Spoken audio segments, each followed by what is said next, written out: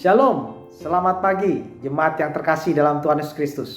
Semoga kita semua berada dalam keadaan yang sehat, penuh sukacita dan damai sejahtera.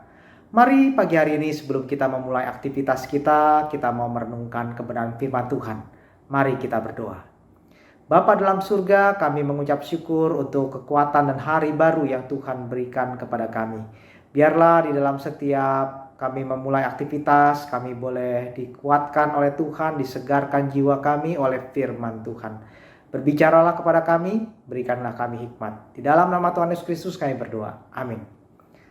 Renungan pada pagi hari ini terambil dari 1 Raja-Raja pasal 19 ayat 12 sampai 16. Saya akan bacakan buat kita sekalian. Dan sesudah gempa itu datanglah api, tetapi tidak ada Tuhan dalam api itu. Dan sesudah api itu datanglah bunyi angin sepoi-sepoi basah. Segera sesudah Elia mendengarnya, ia menyelubungi mukanya dengan jubahnya, lalu pergi keluar dan berdiri di pintu gua itu. Maka datanglah suara kepadanya yang berbunyi, "Apakah kerjamu di sini, hai Elia?" Jawabnya, "Aku bekerja segiat-giatnya bagi Tuhan Allah semesta alam. Karena orang Israel meninggalkan perjanjianmu, meruntuhkan mezbah-mezbahmu dan membunuh nabi-nabimu dengan pedang. Hanya aku seorang dirilah yang masih hidup, dan mereka ingin mencabut nyawaku."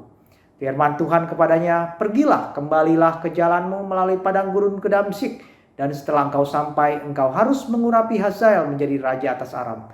Juga Yehu cucu Nimsi haruslah kau urapi menjadi raja atas Israel, dan Elisa bin Sarfat dari Abel Mehoya harus kau urapi menjadi nabi menggantikan engkau." Saudara-saudara yang terkasih, pernahkah ingin menyerah?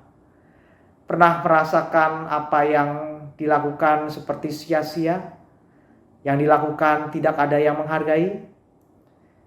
Misalnya jadi panitia atau jadi pengurus, berusaha memberikan yang terbaik, tapi kok kayaknya yang lain gak mendukung. Kok kayaknya yang lain gak ada yang peduli. Atau jadi seorang pembimbing, guru sekolah minggu, berusaha sungguh-sungguh persiapan yang baik, tapi kok kayaknya nggak terlalu didengarkan, tapi kok kayaknya hasilnya nggak terlalu menggembirakan. Akhirnya kita ingin menyerah dan sepertinya lelah sama keadaan. Saudara-saudara nggak sendirian kalau mengalami hal itu. Nabi Elia pernah mengalami sebuah keadaan depresi. Dengan berani dia menyatakan kebesaran Tuhan Allah di hadapan Izebel dan para nabi-nabi Baal. Tapi setelah dia membunuh para nabi Baal, dia mendapat amukan amarah dari Ratu Izebel dan Elia hendak dibunuh. Elia lari, dia frustasi. Mungkin dia bertanya-tanya dalam hatinya, mengapa segala apa yang dilakukannya tidak menunjukkan sebuah perubahan keadaan? Malahan sekarang dia dikejar-kejar akan dibunuh. Elia saat itu merasa dirinya sudah habis, pelayanannya gagal. Tapi tidak demikian dengan Tuhan.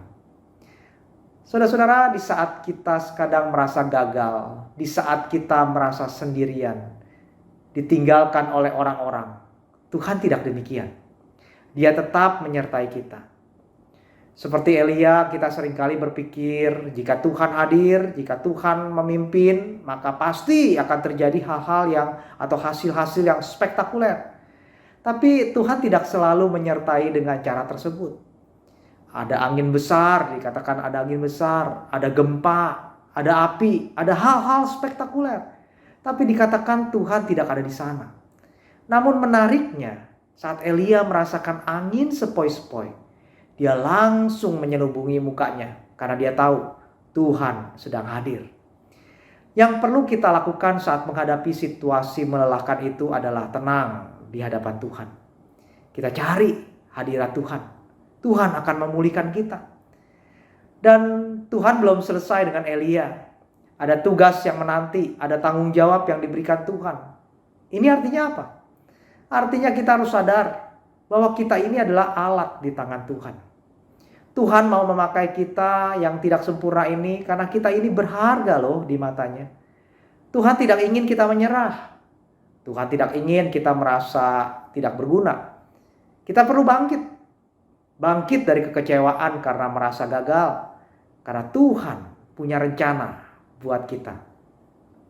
Para pelayan Tuhan, para pelayan gereja yang sedang burn out, ambil waktu berdiam di hadapan Tuhan. Kita lelah mengharapkan hasil-hasil yang luar biasa, spektakuler. Tetapi kadang kita melupakan waktu-waktu tenang di hadapan Tuhan. Waktu-waktu tenang di dalam hadirat Tuhan. Biarkan Tuhan memulihkan jiwa kita.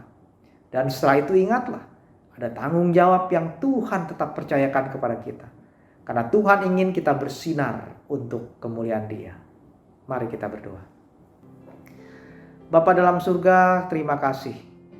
Tuhan mempercayakan kami untuk sebuah tanggung jawab memuliakan Tuhan. Tapi seringkali kami lelah. Biarlah kami boleh berdiam diri di hadapan Tuhan. Dipulihkan oleh kekuatan-Mu sendiri. Tolong kami ya Tuhan.